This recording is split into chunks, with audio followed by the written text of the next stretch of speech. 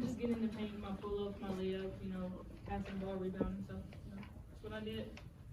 Have you gotten more used to, and I know in high school you were starter and star, now in Louisville, you're coming off the bench, and I don't know if that's been like an adjustment for you. It feels like this season, that's been a lot of an easier transition for you. How have you kind of adjusted to that role and still playing at a high level?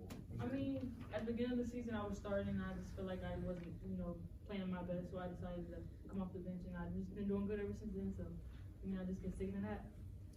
Against North Carolina, Coach Walz told us that, if you, I think his quote was, if you're one of those kids that if you figure it out, you could be the best player in the game. Yep. Is that something that that he tells you? And what do you think has led to starting to figure it out? I mean, just working out every day, coming in the gym, not when I don't feel like it, just coming in, shooting a couple free throws, working out before practice. So, just getting used to just playing basketball every single day, every morning. So, that's kind of what I got to now. So, yeah.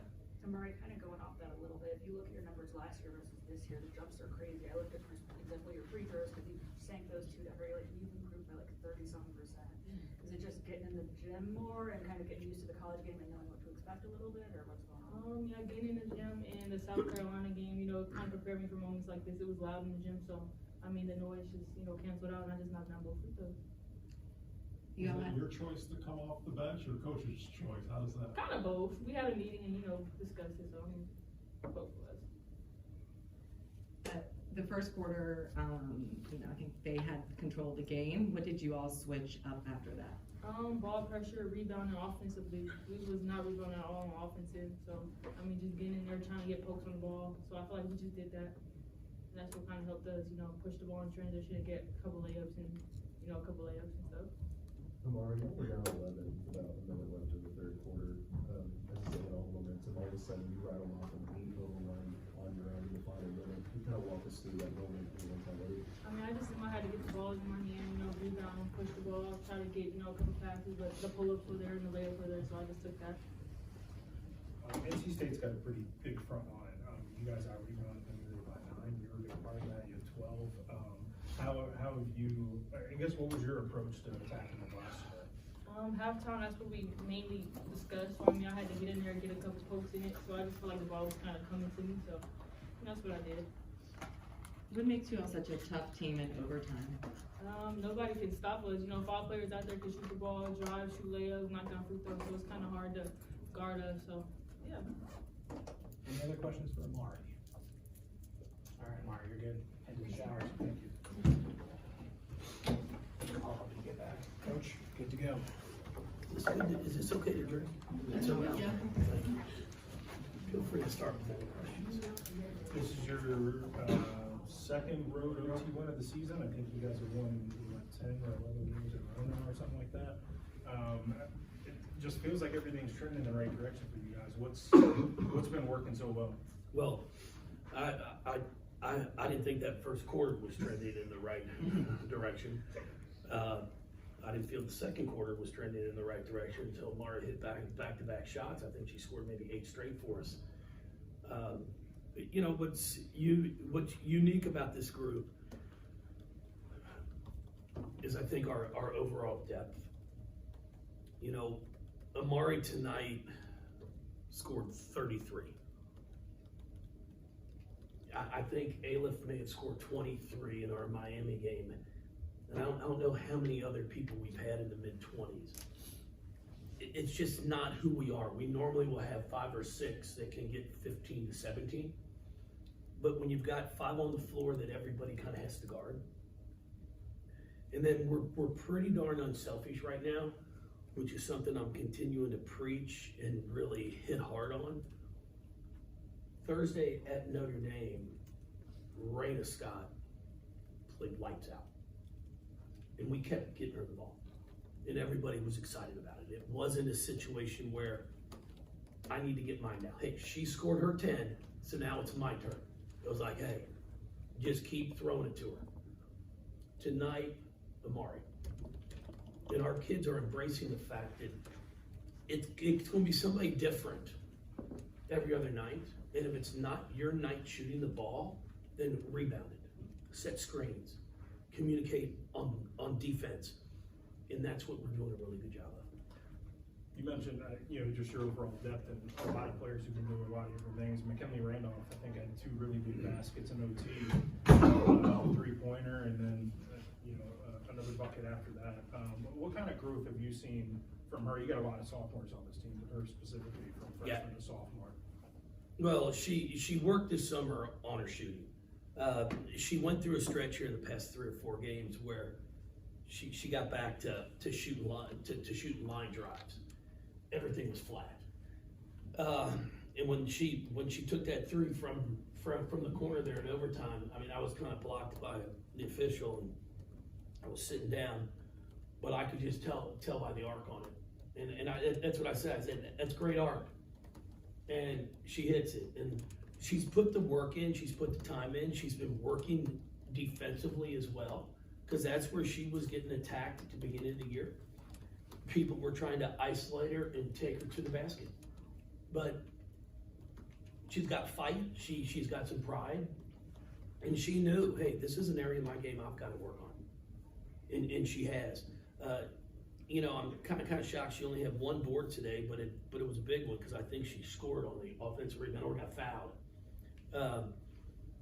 But overall, we're plus 15 with her in the game, plus 18 with Skylar in the game. So it's been fun. I'm hoping we'll continue to buy into this team concept and not start worrying about, am I going to be all conference? Am I going to be first team all? I mean, we're a team, honestly, by the time the year ends, we might not have anybody on all conference. Because it's tough. It's like, who do you put? Imari's been playing great, but Eve's been playing really well too. Taj's been playing, Laura. So I think we're a team that you look at and you're like, damn, okay, tonight Laura goes 2 for 9. She has 5 points. E has 4, but she has 7 boards. Taj has 4. But then you get Imari steps up and goes for 33. Skylar has 17. Mac has 12. That's what makes us as unique as we are. But now, we did not put on a very good 3-point shooting demonstration there in the first half. I let my assistants be in charge of 3-point shooting there in the first half. I took over in the second. NC State entered the day as the best rebounding team in the ACC. What were you guys able to do, especially in the offensive end, to kind of exploit some things there? That was a big focus of ours, was to try to keep Camille off the glass. She's so talented. Tilda as well. They do a great job of getting to the ball, and we thought our guards were going to have to rebound. Our posts were going to do everything we could to keep them off the glass, the bigs, and then our guards were going to have to rebound. But E came up with 7, Laura comes up with 7, obviously Imari comes up with 12. Hardy had 5, Skylar has 5. It's something that we continue to preach. We have to team rebound. Now, it's really the craziest thing, because you're going to write down probably that we had 21 offensive boards. It looks fantastic. We scored 12 second chance points. Do you know how bad that is? I mean, we played Annie over. We miss it, get it, miss it, get it, miss it, get it, miss it, get it, and then they would get the rebound. So then everybody's like, man, we had 21 offensive rebounds. They ended up with 8 or 9 and got 8 points off of them. Our goal every game is to get between 15 and 20 second chance points. And I tell them, I could care less. If we get 6 offensive boards, we kick them out and we make 6 threes, perfect. 18 points. I don't care. It's not, I used to be, when I first started to coach, it was all about the number. How many are you going to get? It's free throw shooting. I'm the same way. I don't care what our percentage is at the free throw line. Don't care. It's the number of points we get. We have gone and played games where we have shot 50%, but we make the first, we miss the second, we get the rebound, kick it out, we hit a 3. So now we just scored 4 points on what would have been 2 if we make 2. So we really work hard on going after offensive rebounds at the free throw line as well. So I was just really, and we turned them over. And NC State does an unbelievable job. Wes does throughout the years. He's a phenomenal coach. His kids take care of the basketball, and for us to turn them over 19 times was not characteristic of what they do. And then we did do a great job of scoring in the transition, which was something that we had talked about before the game started. After the North Carolina game, you're talking about Imari, and said that if she can figure it out, she can be one of the best players in women's college basketball. Was this her figuring it out? And what do you think his? I'll tell you a week from today. Yeah. It's the consistency. She is such a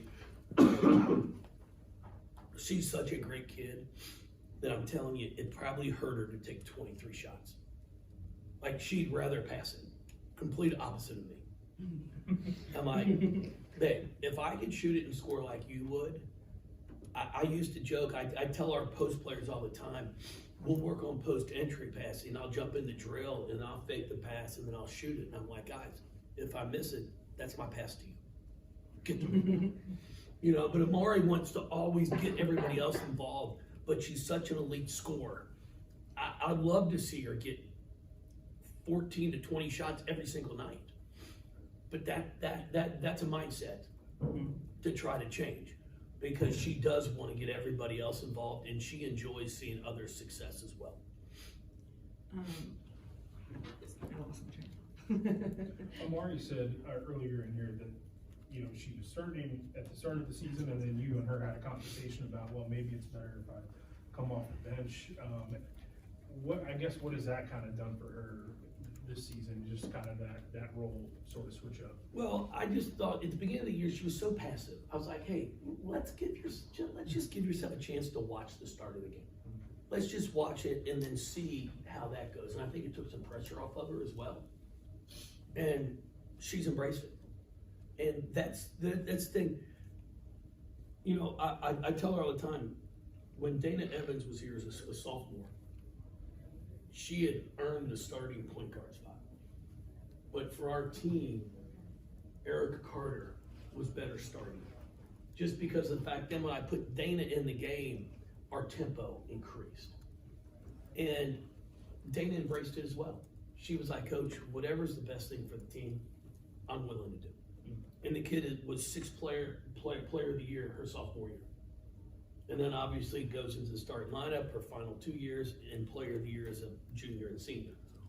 It's not going to impact the minutes they play. It impacts the handshakes. All the BS they all do, the kicking all that crap. Which is why on the road, I don't even let them go out. I talk to them. Yeah. The choreograph that they do for the 30 minutes in their room of the fancy, like, guys, it's all that matters. It's what they care about. I go, at the end of the game, if you're in the game, that's what matters. Starting, it's great. That time, that makes you feel good. But, man, when you're in there at the end in an overtime game or regulation, that should tell you what coach thinks of you. Jeff, I was looking at Imari a little bit. There's only been like 8 players that scored 30-something, had a double-double, and turned the ball over twice or less. But I was looking, because last season you talked a lot about your team turning the ball over and having trouble with that. You guys have gotten We're better really by good at solid. that last year. And then gotten better by a solid, I think, 3 or 4 a game. What's led to that with a lot of the same players, just kind of getting them in the gym, showing them? Well, I just think they're understanding now value a basketball, what it can mean to us. And we're trying to make less one-on-one plays.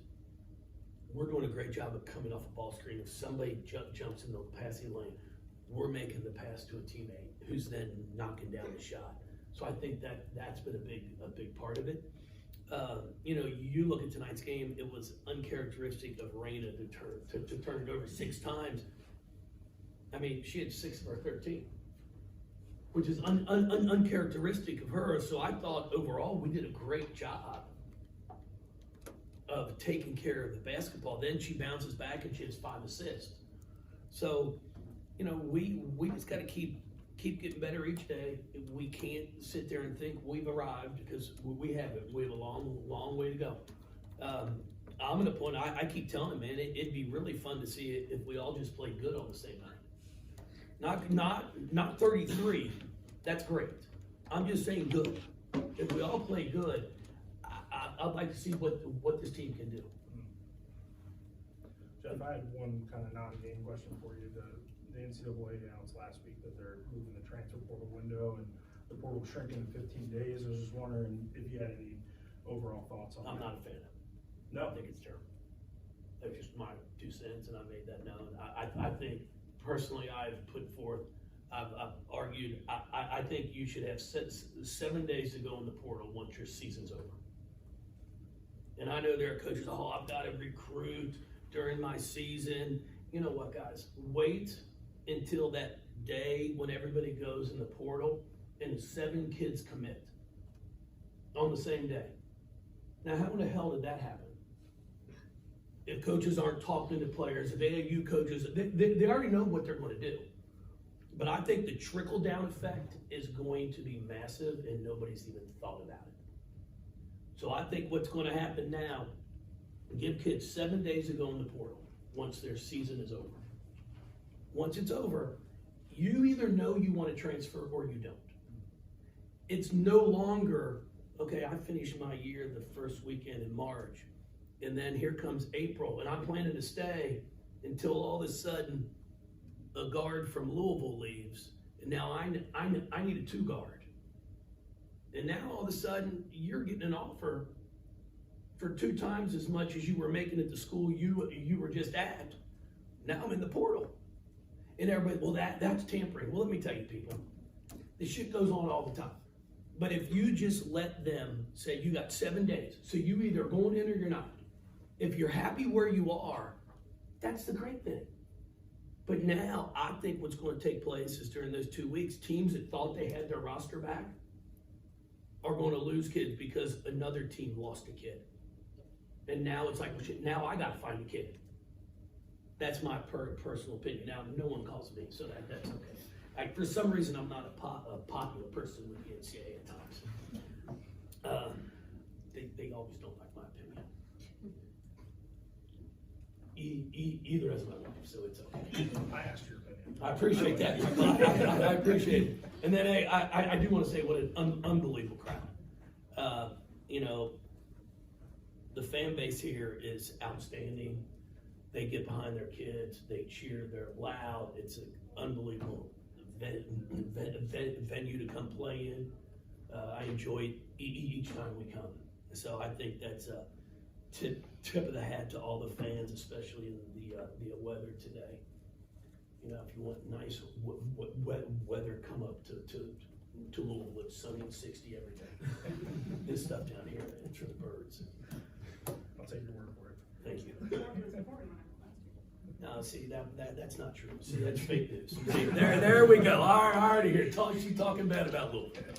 All right, everybody. Thanks so much. Thanks, Scott. Thank you.